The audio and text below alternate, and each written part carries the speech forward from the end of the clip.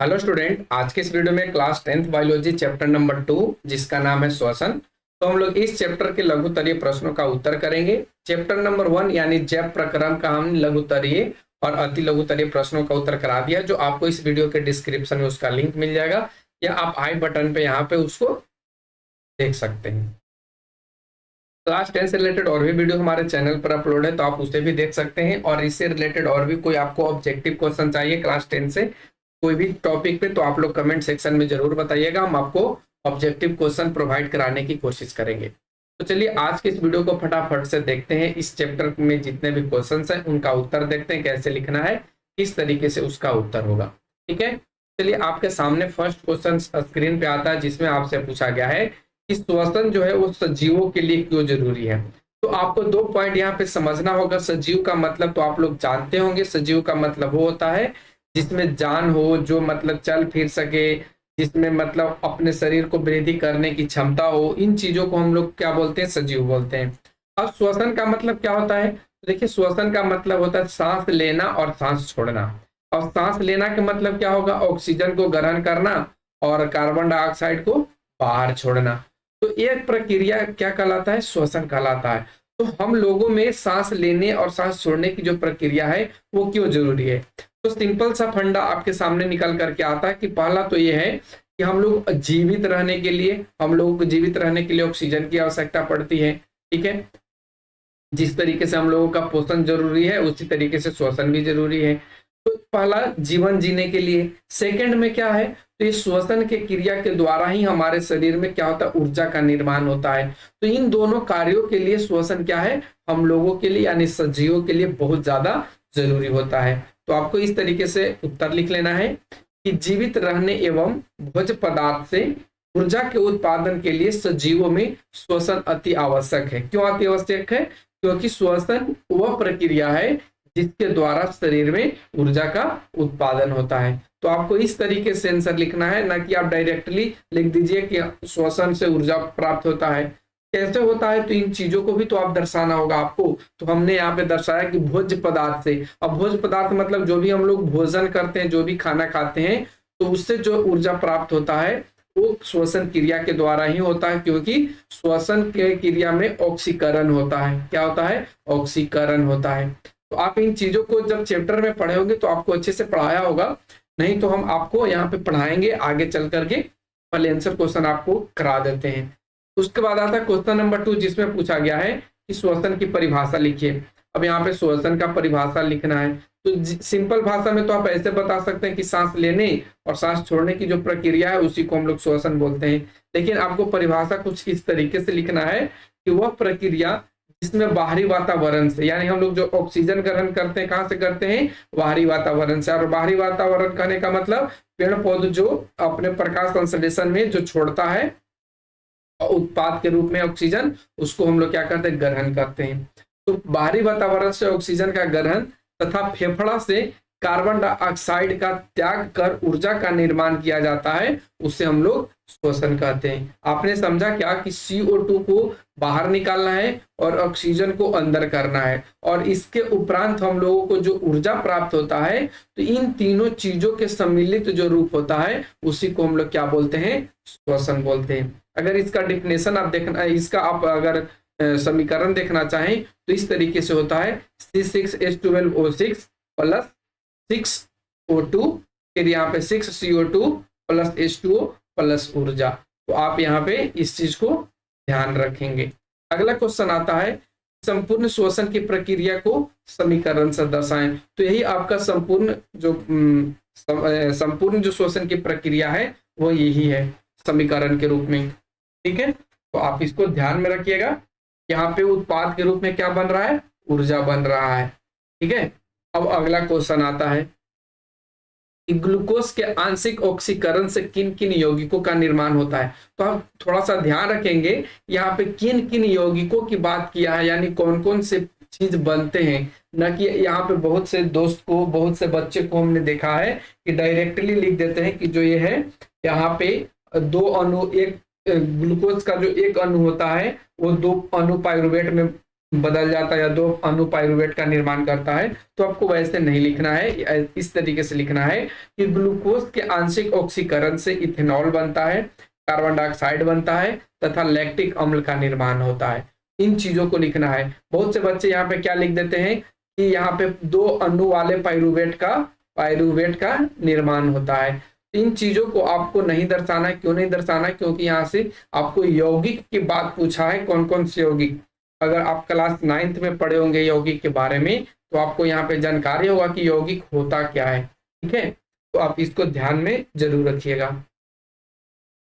अगला क्वेश्चन आता है कि लगातार दौड़ने से व्यक्ति की पेशियों में दर्द क्यों होता है? तो देखिए, लगातार दौड़ने से क्या होता है, हमारे पेशियों में ऑक्सीजन की कमी हो जाती है। क्या हो जाती है? ऑक्सीजन की कमी हो जाती है। जब ऑक्सीजन की कमी हो जाती है तो क्या होता है, यहाँ पे एक अम्ल का निर्माण होता है जिसको हम लोग बोलते हैं लैक्टिक अम्ल। क्या बोलते हैं? लैक्टिक अम्ल। और ये लैक्टिक अम्ल क्या होता है, बहुत ज्यादा मात्रा में जब संचय हो जाता है, बहुत ज्यादा मात्रा में जब जमा हो जाता है, तो ये क्या करने लगता है, दर्द करना स्टार्ट कर देता है।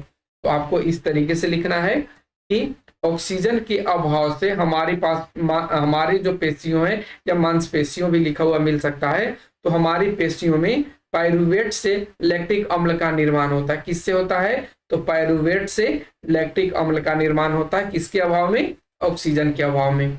और लगातार दौड़ने से व्यक्ति की जो पेशी है उसमें लैक्टिक अम्ल अधिक मात्रा में संचय हो जाता है। संचय का मतलब जमा हो जाता है, और इसी के कारण जो पेशियों है उसमें दर्द होने लगता है, जिसके कारण पेशियों में दर्द होता है। तो आपको इस तरीके से आंसर लिखना है ताकि आपको पूरा पूरा समझ में भी आए कि आप आंसर क्या कर रहे हो। ठीक है, अब हम लोग आते हैं क्वेश्चन नंबर 6 पे। इसमें पूछा है कि किण्वन किस प्रकार की श्वसन है या कहाँ होता है। तो बहुत से भाई को हमने देखा है कि किण्वन की यहाँ पे डिफिनेशन लिखा दिया, लेकिन यहाँ पे डिफिनेशन की बात नहीं किया है मेरे दोस्त। यहाँ पे बात किया है कि किण्वन किस प्रकार का श्वसन है, यानी आप श्वसन के प्रकार बताइए कि किण्वन कौन सा श्वसन है, किस प्रकार का श्वसन है, ये आपको बताना है। देखिए, उत्तर में हमने लिखा है कि किण्वन एक अवायवीय श्वसन है, और अवायवीय श्वसन आपको पता ही है कि ऑक्सीजन के अनुपस्थिति में होता है। ठीक है, ऑक्सीजन के क्या होता है, अनुपस्थिति में होता है। ये भी आपको बात ध्यान में रखना है। और उसके बाद पूछा था कि यह कहाँ होता है। तो ये जो किण्वन की प्रक्रिया है या किण्वन जो श्वसन है वो आपको ईस्ट में होता है, तो ये आपको ध्यान रखना है। अगला क्वेश्चन आता है, श्वास नली या ट्रैकिया क्या है। देखिए, यहाँ पे श्वास नली और ट्रैकिया के बारे में पूछा है कि श्वास नली और ट्रैकिया होता क्या है। इसका आंसर आपको कैसे करना है, देखिए हम यहाँ पे लिखे हैं कि श्वास नली या ट्रैकिया एक श्वसन अंग है। आपको ऑब्जेक्टिव क्वेश्चन में ये पूछा जा सकता है कि श्वास नली क्या है। ऑप्शन ए में दे देगा परिवहन तंत्र दे देगा, उत्सर्जन तंत्र दे देगा, और उसके बाद श्वसन अंग देगा। तो आप यहाँ पे क्या टिक करेंगे, श्वसन अंग। ठीक है, अगर इसकी लंबाई की बात करें तो 11 सेंटीमीटर लंबी होती है और चौड़ाई इसका 16 मिलीमीटर होता है। एमएम का मतलब क्या होता है, मिलीमीटर होता है। ठीक है, इस तथा इसकी दीवार को मजबूती देने के लिए उपास्थि के बने अपूर्ण बल्ले क्रम से पूरी लंबाई में सजे होते हैं। यानी देखिए, अगर हम बात करें तो जो उपास्थि है इस तरीके से बना होता है, आपके कंठ में, गर्दन में ये पाया जाता है ट्रैकिया। ठीक है, और फिर आगे जाकर के ये दो पार्ट में डिवाइड हो जाता है। तो ये आपको डिटेल से जब चैप्टर पढ़ाया गया होगा तो आपको समझाया गया होगा। ठीक है, और नहीं समझे तो हम आपको जरूर समझाने की कोशिश करेंगे आगे चल करके, जब इस चैप्टर को हम अच्छे से क्लियर कराएंगे। अगला क्वेश्चन होता है कि पूछा गया है कि मछलियों में गिल्स कहाँ अवस्थित होता है।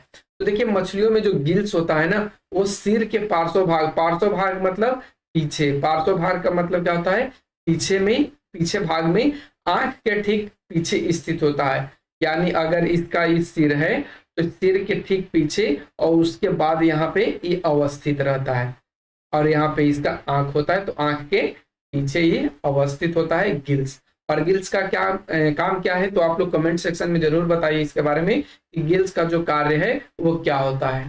ठीक है, अब हम लोग आते हैं क्वेश्चन नंबर 9 पे। क्वेश्चन नंबर 9 में कहा है कि मानव शरीर की कौन कौन सी संरचनाएं श्वसन अंगों का निर्माण करती है। अब देखिए, मानव शरीर में कौन कौन सी संरचना है जो श्वसन अंग बनाता है। तो एक तो आपका नासिका छिद्र, जिसको आप नाक भी बोल सकते हैं। नाक जो आपका है ये आपका श्वसन अंग का कार्य करता है।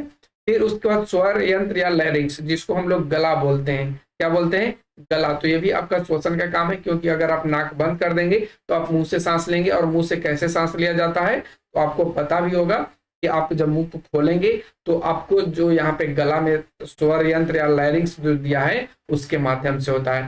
फिर उसके बाद श्वास नली या ट्रैकिया। अब श्वास नली या ट्रैकिया क्या होता है, तो भी हमने आपको बताया कि आपके गला से एक नली के तरह निकला हुआ होता है, ठीक है, जो जो इस तरीके से हड्डी का इसमें ज्वाइंट होता है, और फिर अंदर जाकर के शरीर के भीतरी भाग में ये दो पार्टों में डिवाइड हो जाता है। तो इन चीजों को आप ध्यान में रखिएगा। फिर उसके बाद आता है फेफड़ा। फेफड़ा, अब फेफड़ा क्या होता है तो आपको पता ही होगा, दो लंग्स हम लोगों के अंदर होता है।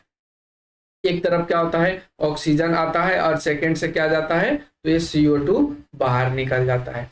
ये भी आपको ध्यान में रखना है। और इन सभी को मिलाकर के हम क्या बोलते हैं, श्वसन अंग बोलते हैं, मानव श्वसन अंग बोलते हैं। उम्मीद करते हैं आपको ये सारे क्वेश्चंस का आंसर समझ में आ रहा होगा, कोई भी आप लोगों को यहाँ पे प्रॉब्लम नहीं हो रहा होगा। अब आते हैं क्वेश्चन नंबर 10 पे, जिसमें पूछा गया कि श्वासोच्छ्वास क्या है। देखिए श्वासोच्छ्वास जो है वो दो से मिलकर के बना है, एक आपका प्रश्वास और एक आपका उच्छ्वास, ये दोनों से मिलकर के बना है, और उसके बाद हम इस चीजों को बोलते हैं प्रश्वास, सॉरी श्वासोच्छ्वास। अब चलिए देखिए हम लोग इसका कैसे डेफिनेशन करेंगे। तो हमने लिखा है कि वह प्रक्रिया जिसमें नासिका से ऑक्सीजन का फेफड़े तक पहुंचना, यानी नाक से सबसे पहले कहाँ जाएगा, फेफड़ा तक जाएगा।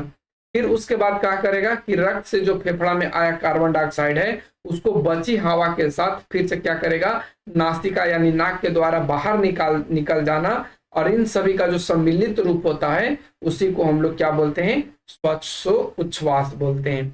तो आपने समझा कि श्वासोच्छ्वास क्या होता है, एक तो आपको ऑक्सीजन का अंदर आना और सेकंड से आपको बाहर निकलना, तो इन दोनों का जो सम्मिलित रूप है इसी को हम लोग बोलते हैं श्वासोच्छ्वास। उम्मीद करते हैं 10 के क्वेश्चन आपको समझ में आया होगा, 10 के 10, आप लोगों को कोई भी डाउट नहीं रहा होगा। अगर आप लोग फिर भी आप लोगों को कोई डाउट सेक्शन में रह जाता, कोई पॉइंट रह जाता है, तो आप लोग कमेंट सेक्शन के माध्यम से पूछ सकते हैं।